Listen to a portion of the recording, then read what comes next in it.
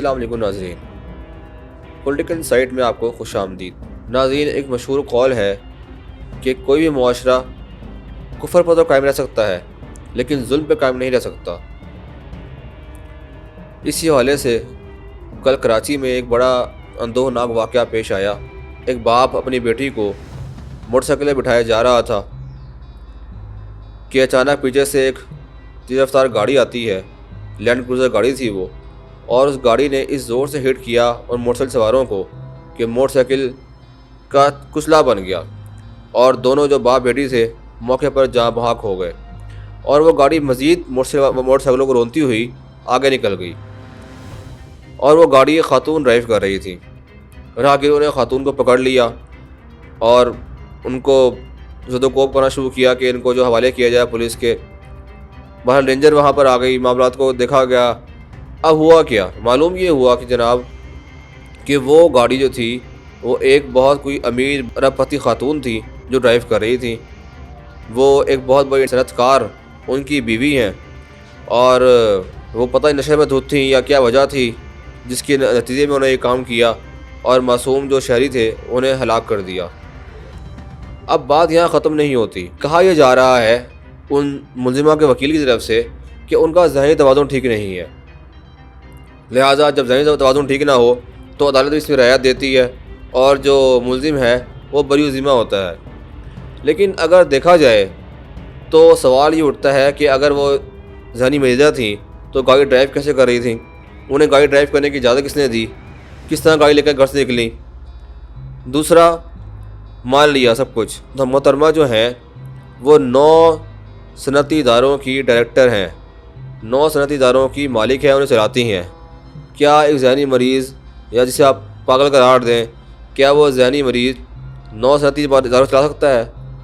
اگر وہ 9 اداروں کو چلا رہی ہیں، اس کی ڈائریکٹر ہیں، تو ذرا سوچئے کہ یہ صرف دھول تو جھانکی جا رہی ہے عوام کی آنکھوں میں، یا کیا کیا جا رہا ہے، یا بااثر افراد کو بچایا جا رہا ہے؟ یہی ہمارے ملک میں ہوتا آیا ہے۔ یہ پہلا واقعہ نہیں ہے، اس سے پہلے بھی اسلام آباد میں قتل کا واقعہ ہوا تھا، اس میں بھی جو تھا ملزم اس کو ذہنی مریض قرار دیا گیا۔ سب سے آسان کام ہے قانون کی آنکھوں میں دھول جھونکنے کا، کہ اگر آپ بااثر ہیں تو پیسہ لگائیں اور ذہنی مریض قرار دے کر آپ چھوٹ جائیں۔ آخر کب تک چلے گا ایسا؟ کب تک معصوموں کا خون رہے جاتا رہے گا؟ اتنے ہمارے ہاں حادثات ہوتے ہیں، اتنے حادثات ہوتے ہیں۔ ایک رپورٹ ہے بین الاقوامی ادارے کی، انہوں نے کہا ہے کہ تقریباً ہر سال 30,000 افراد جو ہیں پاکستان میں ٹریفک حادثات میں مارے جاتے ہیں، جو دہشت گردی میں مارے جانے والے افراد کی تعداد سے بھی زیادہ ہے۔ اندازہ لگائیے 30,000 افراد۔ اس کی وجہ کیا ہے؟ ریش ڈرائیونگ، قوانین کا فالو نہ کرنا، اور یہ بہت سے وجوہات ہیں جس کی وجہ سے یہ حادثات رونما ہوتے ہیں۔ اب دیکھیے بہت سے حادثات ایسے بھی ہوتے ہیں جو مادر پہ آزاد لوگ ہیں، ایلیٹ کلاس ہے۔ ابھی لاہور میں کچھ عرصہ پہلے واقعہ پیش آیا تھا کہ ایک چھوٹے سے بچے نے جو گاڑی چلا رہا تھا، اس نے 6 لوگوں کو مار دیا تھا۔ اس نے ایک گاڑی ٹکر ماری، گاڑی کو، اس میں 6 افراد بیٹھے تھے یہ خاندان کے، وہ سب جو تھے وہ ہلاک ہو گئے تھے۔ یہ آئے روز سے معمول بن چکا ہے۔ اس پر قابو پانا اور انہیں قرار واقع سزا دینا لازم ہو چکا ہے۔ ہماری عدالتوں کو بھی چاہیے کہ اس کی پراپر جانچ پڑتال کی جائے اور اس کیس کو ایسے رائیگاں نہ جانے دیا جائے۔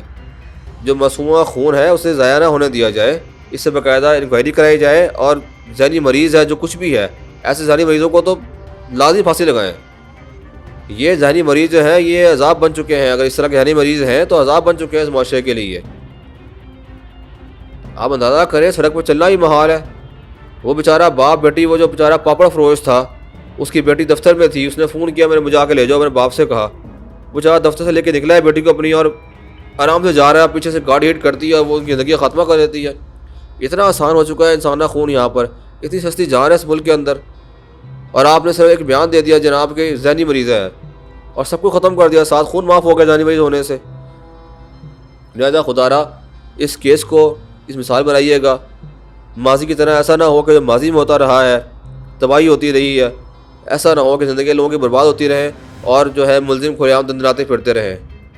اس کیس کو مثال بنائیے، اور واقعی نظر آنا چاہیے انصاف ہوتا ہوا کہ اس ملک میں انصاف ہوا ہے اور ملزم کو جو ملزمہ تھی اسے سزا ملی ہے، تاکہ آئندہ جو ہیں اس طرح کے جو واقعات سے بچا جا سکے۔ شکریہ۔